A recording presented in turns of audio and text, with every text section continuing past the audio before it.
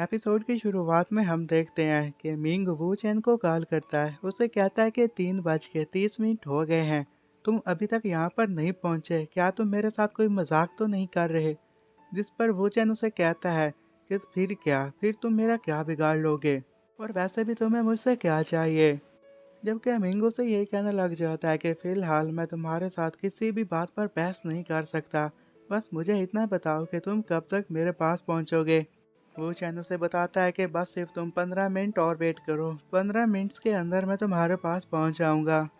और 15 मिनट के बाद ही ये शू दाओ कैफे, जो कि डोंगचेंग डिस्ट्रिक्ट में पाया जाता पहुंच जाता है। उसे कहता है कि मैं आ गया, हाँ बताओ क्या काम है, और मैंने जो तुम्हें इतना वेट करवाया उसके लिए मुझे माफ भी कर देना। तो सामने मिंग बैठा था, और मिंग के बारे में हमें यही बताया जाता है कि ये एक डबल एजेंट है। इसके साथ साथ जियांगन ड्रैगन शील्ड सिक्योरिटी ग्रुप का ओनर भी है, और जियांगन सिक्योरिटी एसोसिएशन काउंसिल का मेंबर भी है, और दोंगहाई सिटी की कांग्रेस पीपल को ही रिप्रेजेंट भी करता है। जैसे ही उसने वू चैन को देखा था तो उसे कहता है कि क्या तुम वही हो जिसके साथ मैं कॉल पे बात कर रहा था? तो वू चैन उसे कहता है कि हाँ, मैं वही था जिसके साथ तुम कॉल पे बात कर रहे थे, और आखिर तुमने मुझे यहाँ पर बुलाया क्यों? ये ना हो कि तुम्हारे ही इन लोगों के सामने मैं तुम्हारी बेइज्जती कर दूं, जिससे तुम्हारी इमेज खराब हो जाएगी। मिंग को ये सुनने के साथ ही गुस्सा आ जाता है, और उसे यही कहने लग जाता है कि आखिर तुम्हारे साथ मसला क्या है, और वो अपनी जगह पर भी खड़ा हो गया था। तो वो चैन किसी को कॉल मिलाते हुए यही कहने लग जाता है कि मैं तो तुमसे तमीज से बात कर रहा हूँ, तो तुम मेरे ऊपर इतना ज्यादा गुस्सा क्यों कर रहे हो? लगता है कि तुम्हें तमीज से बात करना बिल्कुल भी पसंद नहीं है, तो अब देखो मैं तुम्हारे साथ क्या करता हूँ। उसने ली रुताई को कॉल की थी, तो ली रुताई उसे कहने लग जाता है कि फोर्थ ब्रदर इन लॉ, तुमने कॉल करके मुझ पर बहुत बड़ा एहसान कर दिया। मैं भी बस यही सोच रहा था कि तुमसे कॉल पे बात कर लूं। यह बात सुनने के साथ ही मिंग अब थोड़ा सा परेशान हो जाता है, और कहता है कि ये तो ली रुताई है ना, ये तो ब्रदर इन लॉ क्यों कह रहा है? पर मैंने भी इसके बारे में अफवाहें सुन रखी हैं, क्या ये वही वो चैन तो नहीं है जिससे मैं कॉल पे बात कर रहा था, और जिसकी आजकल काफ़ी अफवाहें भी फैली हुई हैं? फिर ली रूता ये कहने लग जाता है कि ब्रदर-इन-लॉ, तुमने जो मुझे कॉल किया है इसके पीछे क्या रीज़न हो सकती है? क्या तुम्हें मेरी कोई हेल्प की ज़रूरत है? जिस पर वो चैन उसे कहता है कि हाँ, तुम्हारे ही कुछ लोग मेरे सामने खड़े हुए हैं। मैं चाहता हूँ कि तुम खुद ही उनके साथ डील कर लो। तो ली रुताई जब ये कहता है कि ये बंदा कौन है जो तुम्हारे साथ पंगा ले रहा है, मुझे बस उसका नाम बताओ, देखो फिर मैं उसके साथ क्या करता हूँ। और ये अल्फाज सुनने के साथ ही अब मिंग के तो होश ही उड़ गए थे, वो काफी शॉक्ड था, तो वहीं पर घुटनों के बल बैठ जाता है। वो उसके पाँव पकड़ने लग जाता है, क्योंकि उसे पता चल चुका था कि आगे उसके साथ क्या होने वाला है। और उसकी डिटेल अब वो चैन ने भी ली तोई को दे दी थी, तो जिस पर ली उसे कहता है कि तुम बस फिक्र ही मत करो, अभी कॉल कट करता हूँ। पहले मैं उसे ठिकाने लगाऊंगा, फिर बाद में तुमसे मैं बात करूंगा। तो कॉल के कटने के बाद जब वो चैन मिंग को कहता है कि क्या अब हम बात कर सकते हैं, तो वो कहता है कि हाँ हाँ, हम बात कर सकते हैं, तुम मेरे भाई हो, बल्कि नहीं नहीं, तुम तो मेरे अंकल हो। चलो ऊपर बैठकर इसके बारे में बात करते हैं। वो अब एक टेबल पर जाकर बैठ गया था, तो तभी ही ये उसे टी सर्व करने के लिए पहुंच जाता है। कि तभी फिर उसे ब्रदर लू की कॉल आ जाती है, जो कि इससे बात करता है, और उसे ये पूछने लग जाता है कि तुम कहाँ पर हो, क्योंकि मैं तुमसे आकर बात करना चाहता हूँ।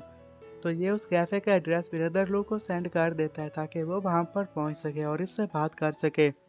तो कॉल के कटने के बाद ही मिंगू से कहने लग जाता है कि सर पूछें, क्या आपका यहाँ पर कोई और गेस्ट आने वाला है? वो कहता है कि हाँ, मेरा एक दोस्त है जो कि यहाँ पर आ रहा है, और तुम इस तरह खड़े क्यों हो, तुम सीट पर बैठ जाओ ना। वो कहता है कि नहीं नहीं, मुझे बैठने की ज़रूरत नहीं है, अगर कोई ऑर्डर हो तो आप मुझे बता सकते हैं। वो चैन अब चाय पीते हुए उससे कहने लग जाता है कि मिंग, तुम काफ़ी इंटरेस्टिंग बंदे मुझे लग रहे हो, क्योंकि तुम डिंग रोलैंग के राइट हैंड बन गए। तुमने उसका कॉन्फिडेंस जीतने में कामयाबी हासिल कर ली।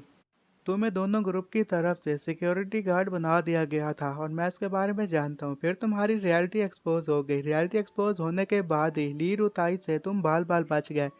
फिर तुम सीधा जाकर दिंग के पास पहुंच गए, और उसे अपनी सारी के सारी बातें बताई, और तुमने अपने आप को उसे बेच दिया। तो मिंग उससे माफी मांगते हुए कहने लग जाता है कि सर, वो प्लीज आप इसके बारे में और बात मत कीजिए। अगर आप मुझे कोई इंस्ट्रक्शंस वगैरह देना चाहते हैं तो आप मुझसे कह सकते हैं, लेकिन इन बातों का जिक्र यहाँ पर मत कीजिए। तो वो चैन मिंग को कहने लग जाता है कि मुझे ऐसा लग रहा है कि दिंग रूलोंग जल्दी यहाँ पर किसी को भेजेगा, ताकि आकर मुझे टारगेट कर सके। जिस पर मिंग उसे बताता है कि इंफॉर्मेशन को कलेक्ट करना या फिर आपके साथ डील करना ये मेरी रिस्पॉन्सिबिलिटी नहीं है। वो कहता है कि हाँ ये तो नहीं है, लेकिन मेरी एक्टिविटीज़ को इन्वेस्टिगेट करना तो तुम्हारी जिम्मेदारी है ना। मुझे लगता है कि जल्द ही दिंग तुम्हें कॉल करेगा और तुम्हें वो जैसा करने के लिए कहेगा ना तुम बस वैसा ही करना। इस पर मिंगू से कहता है कि अगर उनसे तरफ से कोई भी इंस्ट्रक्शन मुझे मिलती है तो क्या मैं आपको इसके बारे में पहले ही बता दूं। इसकी वजह से हम दोनों मिलकर कोई प्लान भी बना सकते हैं। वो चैन उसे कहता है कि तुम्हें इसको लेकर परेशान होने की ज़रूरत नहीं है और ना ही तुम मुझे इसके बारे में कुछ भी बताना, ना ही तुम इसके बारे में ली रुताई को भी कुछ बताना। बस जैसा चल रहा है वैसे चलने देना। मिंग ये सुनने के साथ ही खामोश खड़ा हो जाता है और अपने मन ही मन में यह कहने लग जाता है कि जब तुम्हें पता है कि कुछ ही दिनों में तुम्हारे साथ कुछ गलत होने वाला है तो तुम्हारे यहाँ आने का क्या मकसद। और तुम मुझे ये जो कह रहे हो कि मैं कुछ ना करूँ तो इसके पीछे क्या रीज़न हो सकती है, क्या तुम मरना चाहते हो। और वो चैनो से ये कहने लग जाता है कि तुम्हें परेशान होने की ज़रूरत नहीं है, तुम्हें ना ही मुझे अंडरस्टैंड करने की ज़रूरत है। दोंगाई में जितने भी लोग हैं उसमें तुम भी शामिल हो। फिंग शामिल है, हुआंग शामिल है, शू जून शामिल है, काओ फेंग शामिल है। उन सभी में तुमसे ज़्यादा इंटरेस्टिंग लगे तो इसलिए मैं तुमसे बात करने के लिए आ गया। मैं बस तुमसे यही कहना चाहता हूँ कि मैं कुछ डिलीवर करवाना चाहता हूँ। मैं चाहता हूँ कि तुम कोई चीज़ जाकर डिंग रोलोंग को दे दो, लेकिन अभी नहीं, उसके लिए तुम्हें थोड़ा इंतज़ार करना होगा। वो दोनों बातें कर ही रहे थे तभी साइड से ब्रदर लो आ जाता है। और जैसे ही उसने वो को देखा था तो कहता है कि ब्रदर मैं यहाँ पर आ गया। तो उसे देखने के साथ ही वो चैन अपनी सीट पर खड़ा हो जाता है, जबकि मिंग ये देखकर हैरान हो जाता है। ब्रदर लो फिर मिंग को कहने लग जाता है कि नीचे मैंने देखा कि 20 से 30 लोग खड़े हुए हैं। क्या तुमने उसे अपने साथ इसलिए रखा कि तुम वो चैन को नुकसान पहुंचा सको। तो मिंग हैरान होते हुए उन्हें कहने लग जाता है कि नहीं नहीं ऐसी बात नहीं है, ये सारी मिसअंडरस्टैंडिंग थी। अब मैं अपने ब्रदर को नुकसान नहीं पहुंचाना चाहता था। और वो चैन भी कहने लग जाता है कि ब्रदर लो ये कोई बड़ी बात नहीं है। आप इस तरह नहीं कह सकते कि ये मुझे मारने के लिए यहाँ पर लोगों को लेकर आया। और मिंग भी कहने लग जाता है कि हाँ हाँ ब्रदर वो बिल्कुल सही कह रहे हैं, ये बस एक गलत फहमी थी। तो ब्रदर लू फिर वो चैन को कहने लग जाता है कि मुझे लगता है कि अब तुम दोनों के दरमियान ये मैटर सॉल्व हो चुके हैं। लेकिन तुम्हें परेशान होने की ज़रूरत नहीं है, यहाँ पर जो कुछ भी तुम्हारे साथ गलत होगा तुम मुझे बेझिझक बता सकते हो। मैं फिर खुद ही निपट लूँगा कि कौन है जो कि मेरे ब्रदर को नुकसान पहुँचाने की कोशिश करता है। अब जैसा कि ब्रदर लू भी वहाँ पर मौजूद था और मैंग भी वहाँ पर मौजूद था तो उन दोनों के बारे में वो चैन यही सोचने लग जाता है कि मुझे यहाँ पर खुद के कनेक्शन बनवाने होंगे। और जैसा कि मैंने यहाँ पर ब्रदर ली को कॉल की और ब्रदर लू भी यहाँ पर आ चुका है, तो ये सब कुछ देखने के साथ मिंग अब काफ़ी डर चुका है। तो उसे ऐसा लग रहा है कि मेरा यहाँ पर इन्फ्लुएंस काफ़ी हद तक बढ़ा हुआ है, मेरे पीछे बड़े बड़े लोगों का हाथ है। वो बस इसी के बारे में सोच ही रहा था कि तभी फिर उसे सू की कॉल आ जाती है जो कि रो रही थी और वो कुछ कहना चाहती थी लेकिन रोने की वजह से सही से बोल नहीं पा रही थी। वो उसे ये कहने लग जाता है कि वेल तुम्हारे साथ जो कुछ भी हुआ है मैं आकर तुमसे इसके बारे में बात करता हूँ। तुम अभी कहाँ हो, क्या मेरे घर के दरवाजे पर पहुंची हुई हो। तो कॉल के कटने के बाद वो ब्रदर लू और मिंग को कहने लग जाता है कि आज की हमारी मीटिंग यहीं पर ख़त्म होती है, मुझे कोई काम है तो इसके सिलसिले में मुझे जाना होगा, बाद में हम मिलेंगे। तो तभी ही मिंग ये कहने लग जाता है कि ये जो औरत है इसकी आवाज़ तो बिल्कुल भी ली रू मिंग की तरह तो नहीं थी, लगता है कि ये औरत कोई और थी। इसकी किस्मत काफ़ी अच्छी है। और वापस जाते हुए गाड़ी में फिर वो कहने लग जाता है कि हाँ अब मैं तुम्हारी तरफ ही आ रहा हूँ, मुझे बताओ कि तुम्हारे साथ क्या हुआ। जिस पर सू कहने लग जाती है कि मेरे पेरेंट्स चाहते हैं कि मैं स्टडी करने के लिए अब्रॉड चली जाऊँ। वो चैन उसे कहता है कि बस इतनी सी बात और इस बात के लिए तुम रो रही हो। तो सू उसे कहती है कि असल में मैं अब्रॉड नहीं जाना चाहती, वहाँ पर कोई नहीं है जो कि मेरा ख्याल रखे, तुम जल्दी से मेरे पास आ जाओ। तो वो चैन उसे बताने लग जाता है अगर तुम घर के बाहर खड़ी हो तो उसे एक की का पता बताता हो, कहता है कि तुम उस की का इस्तेमाल करके अंदर चले जाओ और मेरा वेट करो, मैं जल्दी तुम्हारे पास पहुंच जाऊंगा। और अभी ही वो चाबी का इस्तेमाल करके अंदर पहुंचे ही थी कि पीछे से हम देखते हैं कि सू भी आ जाती है। वो काफ़ी खुश थी, उसके साथ कुछ गार्ड्स वगैरह भी थे और वो ये कह रही थी कि आज मैं अपने हस्बैंड के साथ सक्सेस सेलिब्रेट करूंगी। लेकिन जैसे ही वो कमरे के करीब पहुंचती है तो उसे याद आता है कि उसके पास तो वो की भी नहीं है जिसका इस्तेमाल करके वो घर में इंटर हो सके। तो इस पर उसका गार्ड ये बताने लग जाता है कि मिस आपको परेशान होने की ज़रूरत नहीं है, फिलहाल हम इस दरवाजे को तोड़ देंगे, आप अंदर जा सकती हैं, फिर हम किसी को बुलवा कर इस दरवाजे को रिपेयर करवा देंगे। इतना सुनने के साथ ही वो खुश हो जाती है और कहते हैं कि क्या वाकई तुम ऐसा कर सकते हो। फिर वो गार्ड आगे बढ़ता है और पिन का इस्तेमाल करते हुए उस दरवाजे को अनलॉक कर देता है। अब दरवाज़ा ओपन हो चुका था। लेकिन अब जैसे ही सू दरवाजे में एंटर होती है तो देखती है सामने तो मुंह के आन है। मुंह के आन उसे देखकर हैरान हो जाती है और सू भी उसे देखकर हैरान हो जाती है। फिर मिस सू खुश होते हुए कहने लग जाती है कि मुंह के आन है, तुम घर पर क्या कर रही हो? तुम्हें तो पता है कि वो चैन अभी घर पर नहीं है। मुंह की आन उसे बताती है कि असल में मैं जानती हूँ कि वो यहाँ पर नहीं है। मैंने उससे कॉल पर बात की तो उसने कहा कि घर पर मेरा वेट करना, और स्पेयर की के बारे में उसने मुझे बताया जिसका यूज़ करके घर के अंदर आ गई। और तुम मुझे बताओ कि तुम यहाँ पर क्या कर रही हो? अब बाहर गार्ड्स खड़े हुए थे जो कि अंदर आना चाहते थे, तो इस पर वो गार्ड्स को ये इशारा करते हुए कहने लग जाती है कि ये मेरी दोस्त है, तो तुम लोग बाहर ही रुक कर हमारा इंतज़ार करो। मुँह की आन भी कहने लग जाती है कि हाँ हाँ, जैसा कि हम दोनों दोस्त हैं तो फिर ठीक है, तुम घर के अंदर आ जाओ, बाहर रुक कर क्या कर रही हो? अब वो घर के अंदर आ गई थी, फिर वो जूते चेंज करती है।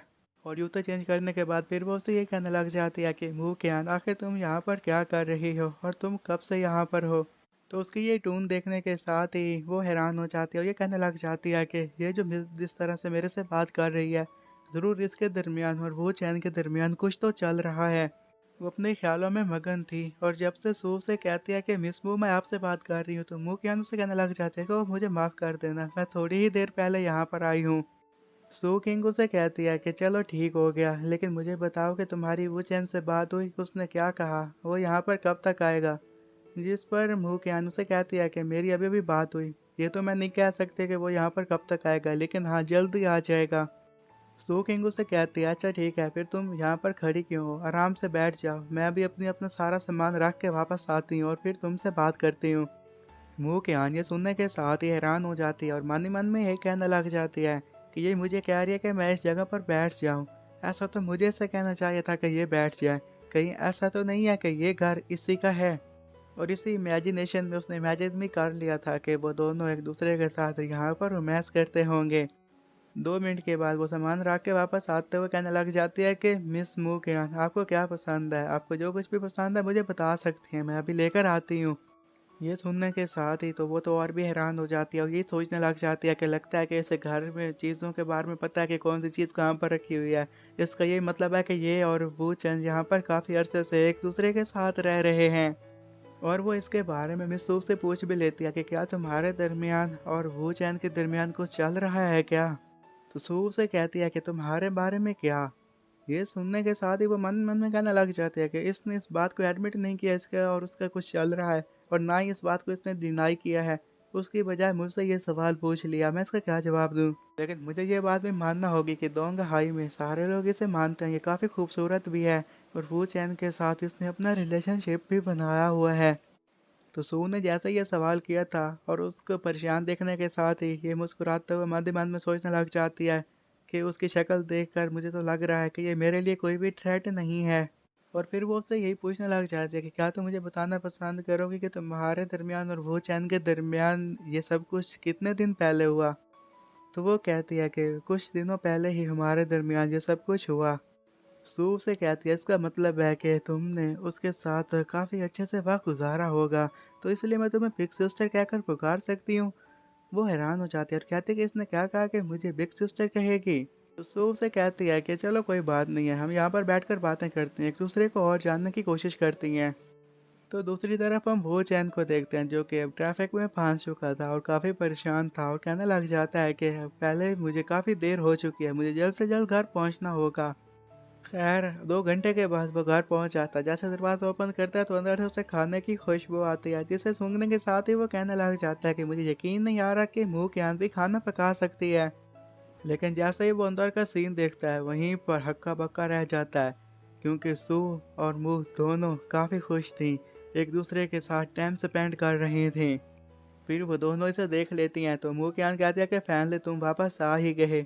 जबकि सूफ से कहती है कि मेरे प्यारे हस्बैंड, जल्दी से जाकर तुम अपने हाथ पाँव धो लो और फिर जल्दी से यहाँ पर आ जाओ क्योंकि डिनर तैयार हो गया है। तो सू अब ज्ञान को ये कहती है कि यंगर सिस्टर भी यहाँ पर आई हुई है, तो इस पर वो हैरान होता हुआ कहने लग जाती है कि अभी तो तुम मुझे बिग सिस्टर कह रही थी, फिर ऐसा क्या हुआ कि तुम मुझे लिटिल सिस्टर कहने लग गई? तो वो चैन उसे कहने लग जाता है क्योंकि तुम अभी छोटी हो ना, इसलिए वो तुम्हें लिटिल सिस्टर कह रही है।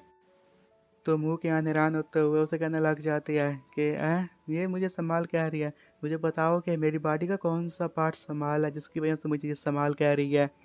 खैर मैं इसके बारे में और ज़्यादा नहीं जानना चाहती। मैं मुद्दे पर आती हूँ। मुझे बताओ कि ये तुम्हें अपना हस्बैंड कह रही है, तुम्हारे दरमियान और उसके दरमियान क्या चल रहा है? तो वो कहती है कि इसमें बड़ा बुला ही क्या है? और तुम आखिर इतना अजीब सा सवाल मुझसे क्यों पूछ रही हो? मूक-यान मासूम सा चेहरा बनाकर उसे कहने लग जाती है कि प्लीज़ बिग ब्रदर मुझे बता दो ना कि तुम दोनों के दरमियान क्या चल रहा है। सो उन दोनों को इस तरह बातें करते हुए देखकर कहने लग जाती है कि ये बातें तुम दोनों बाद में कर लेना क्योंकि डिनर अब ठंडा हो रहा है, जल्दी से आओ और डिनर करो। मूक-यान कहने लग जाती है कि ठीक है तुम्हारी बात समझ गए, हम अभी आते हैं। और फिर मन में यही कहने लग जाती है कि हैं ये फिर से मुझे यंगर सिस्टर कह रही है। अब वो लोग खाने की टेबल के ऊपर बैठे हुए थे और सू यही कह रही थी कि हस्बैंड आप और ज़्यादा खाइए, जबकि वो ये कहने लग जाता है कि आज तुम्हारी मीटिंग थी ना, मैं जानता हूँ कि उसमें कोई प्रॉब्लम तो नहीं हुई होगी, लेकिन अगर कुछ भी हुआ है तो तुम मुझे उसके बारे में बता सकती हो। तो सू उसे कहने लग जाती है कि जैसा आपने प्रेडिक्ट किया था बिल्कुल वैसा ही हुआ था, तो उसमें कोई भी ज़रा बराबर भी डिफरेंस नहीं है। तो इस पर वो कहता है कि चलो ये तो अच्छी बात हो गई।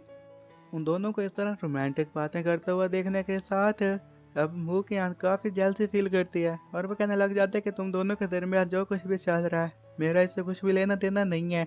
लेकिन वो चैन मैंने तुमसे एक सवाल पूछा है, मुझे उस सवाल का जवाब चाहिए। वो चैन उसे कहता है कि मुझे तो लगा था कि किंग ने तुम्हें इसके बारे में बता दिया होगा। अगर उसने नहीं बताया तो क्यों ना तुम ही गैस कर लो कि आज क्या हुआ। इस पर वो कहते हैं कि अगर तुम दोनों मुझे कुछ भी नहीं बताओगे तो फिर मैं घर नहीं जाऊंगी बल्कि यहीं पर सो जाऊंगी। वो चैन उसे कहता है अगर तुम यहीं पर सोना चाहो तो सो सकती हो, यहाँ पर एक एक्स्ट्रा रूम मौजूद है। वो क्या जब कहती है कि सो किंग तुम्हारे बारे में क्या, तो इस पर वो कहते हैं कि मैं भी यहीं पर रुक जाऊंगी, भला मेरा क्या है, मैं नहीं वापस जाने वाली। वो क्या न मन मन में यही कहने लग जाती है, ओ अच्छा तो तुम भी वापस नहीं जाने वाली, तो अब जो कुछ भी होगा उसके लिए मुझे ब्लेम मत करना। अब सोने का वक्त हो चुका था, उन्होंने कपड़े चेंज कर लिए थे। वो लोग फिर मिस मू के आन को उसका रूम दिखाते हैं और सू किंग कहने लग जाते हैं कि आप यहाँ पर सो सकती हैं, और वैसे भी मुझे कल जल्दी जागना है क्योंकि ऑफिस में जाकर काम भी तो करने हैं। तो वो कहते हैं कि हाँ हाँ ठीक है, और फिर जल्दी से इन्हीं के रूम के अंदर इंटर हो जाती है। ये दोनों ये देखकर हैरान हो गए थे। वो सीधे जाकर बेड पर बैठी थी और उन्हें कहने लग जाती है कि मैं यहाँ पर सोना चाहती हूँ, और मन में यह भी कहने लग जाती है कि मैं देखती हूँ कि अब तुम दोनों इसको लेकर क्या करते हो। सू किंग कहने लग जाती है कि हस्बैंड मुझे इससे कोई प्रॉब्लम नहीं है, अगर ये यहाँ पर सोना चाहती है तो सो सकती है। तो वो चैन भी कहने लग जाता है कि कोई मुझे प्रॉब्लम नहीं है, मेरा बेड काफ़ी बड़ा है, अगर तुम दोनों यहाँ पर सोना चाहते हो तो मैं भी तुम्हारे साथ सो जाऊंगा, मुझे इससे कोई दिक्कत नहीं होने वाली। अब अगला दिन हो चुका था, उनकी आँख खुल गई थी, लेकिन अभी भी सू सो रही थी और वो ये कहने लग जाती है कि मुझे थोड़ा बहुत और सोना होगा, कि तभी ही वो चैन को कॉल आ जाती है। दूसरी साइड पर कोई और नहीं बल्कि लीरू थी और उसे कहने लग जाती है कि तुम्हें जल्दी से ऑफिस आना होगा। ये कहता है कि आखिर ऐसा क्या हो गया कि मुझे जल्दी से ऑफिस आना चाहिए। तो जिस पर लीरू बैंक उसे कहने लग जाती है कि क्योंकि मेरे डैड यहाँ पर आने वाले हैं। तो वो चैन उसे कहने लग जाता है तो इसमें परेशानी वाला भला क्या बात है कि जो तुम मुझे कह रही हो कि मुझे जल्दी से ऑफिस पहुंचना चाहिए। ली गुस्सा करते हुए कहने लग जाती है कि तुम्हें जल्दी से यहाँ पर आना होगा, अगर तुम टाइम पर ना पहुंचे तो हमने जितनी भी मेहनत की है वो सारी की सारी मेहनत ज़ाया हो जाएगी। जिस पर वो जान कहता है कि ठीक है तुम वेट करो, मैं जल्दी वहाँ पर पहुँचता हूँ। और अब पूरे 40 मिनट हो गए थे। 40 मिनट के बाद वो जैसे ही ली के पास पहुँचता है तो ली उसे कहने लग जाती है कि तुमने तो कहा था कि तुम जल्दी पहुँच जाओगे और पूरे 40 मिनट लेट यहाँ पर पहुँचे हो। उसने गाड़ी में ही कपड़े चेंज किए थे तो वो जिप बंद करना चाहती थी, उसके लिए वो कहती है कि क्यों ना तुम ही जिप बंद कर दो। तो इस पर वो चैन उसकी जिप बंद कर देता है। अब जैसा कि उसने अपना ड्रेस पहन लिया था तो फिर वो कहती है कि अब जल्दी से हमें कंपनी के अंदर जाना चाहिए। और जैसे ही वो उसके डैड से मिलने के लिए पहुंचता है कि तभी ही वहाँ पर ली का भाई बैठा हुआ था और वो कहने लग जाता है कि ब्रदर इन लॉ तुम इतनी देर के बाद यहाँ पर क्यों पहुंचे, तो पता है ना कि डैड तुम्हारा वेट कर रहे थे।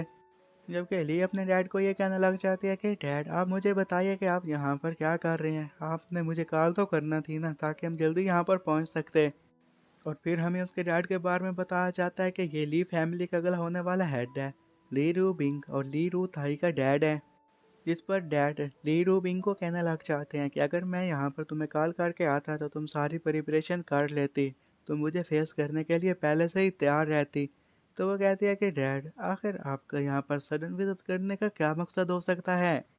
उसके डैड अब गुस्सा करते हुए ये कहने लग जाते हैं, एक तो तुम अपने छोटे भाई का ख्याल नहीं रख रही और ऊपर से मैं यहाँ पर आया हूँ और तुम चाहती हो कि मैं यहाँ पर ना आऊँ, इसके पीछे क्या रीज़न हो सकती है।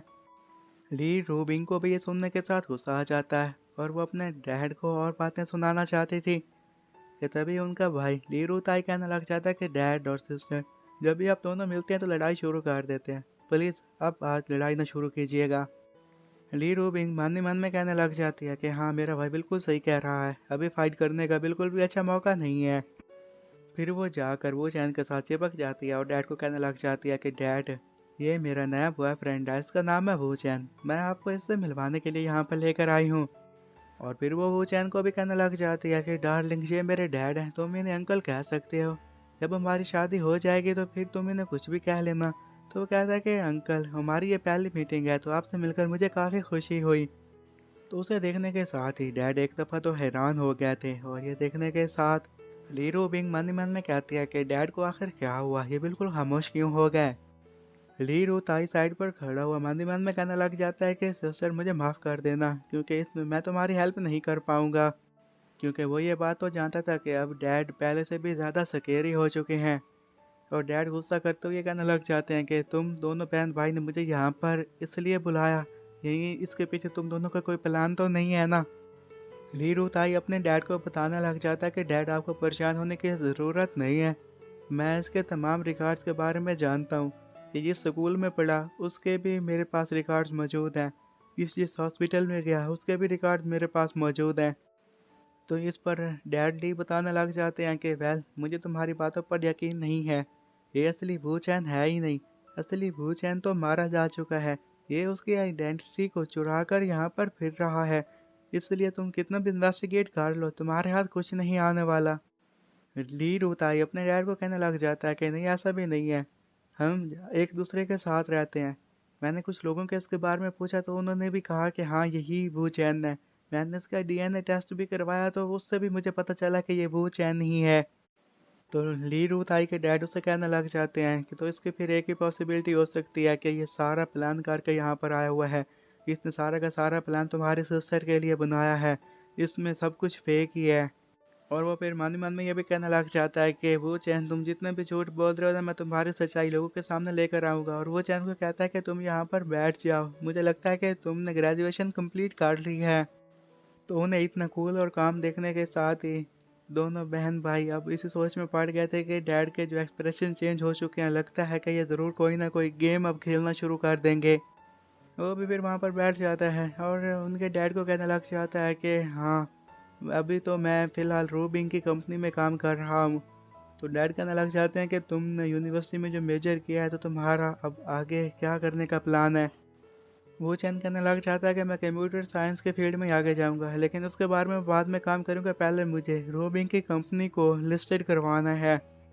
ली रूबिंग के डैड फिर कहने लग जाते हैं कि वेल, तुम तो काफ़ी एम्बिशियस हो, तुम्हारी हॉबीज़ के बारे में क्या। और मन ही मन में ये भी कहने लग जाता है कि जैसा मैंने सोचा था इसने मेरे सवालों का वैसा ही जवाब दिया, अब मुझे अब सवालों की डायरेक्शन को चेंज करना होगा। वो चैन अब डैड को बताने लग जाता है कि मुझे कैलीग्राफी पसंद है, आर्ट पसंद है, म्यूज़िक पसंद है, किक बॉक्सिंग पसंद है, कार्स पसंद है।